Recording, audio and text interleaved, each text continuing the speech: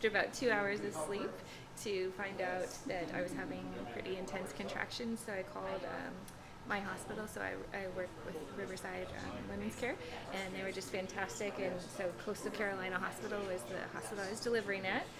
And my first daughter came very quickly, and so we were trying to get there on time. So we called the hospital, and I was about 4 minutes in between contractions. I got into the car, and on the way, we called 911, and Erin was the one that responded. When I answered the 911 call, I was on the phone with her husband, and I was able to try to get him to pull over for EMS to stop with them, but because of how close the contractions were, they wanted to keep going. She just did a phenomenal job coaching us through it.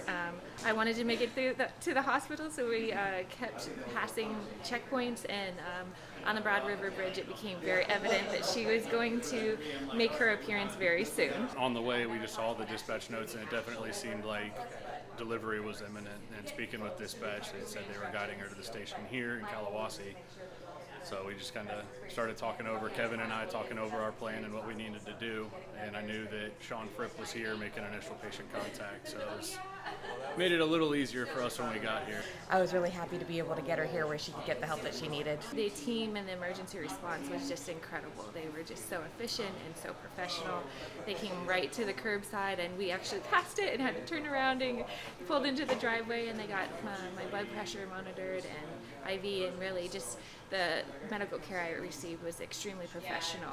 And I was so grateful for how they treated me with dignity and just made sure that I had the best care possible. Of course, at that point, I was very concerned about my water breaking, but once I was in their care and got into the ambulance, I started to relax. So a couple minutes down the road, she had a contraction, and didn't seem like delivery was happening then, and a couple minutes after that, it was definitely time to have a baby. So we were maybe 5 minutes down the road at most, and when Mom pushed and just did a fantastic job, one push, and little Miss Willow May was in the world at 1:28 in the morning. It was really cool. I was really trying not to deliver there, but the driver was Kevin, and Taylor was the EMT, and he just coached me through it, and found out later it was his first birth, and he was just such a perfect coach. And she came very quickly in the back of that ambulance before we made it to Coastal Carolina.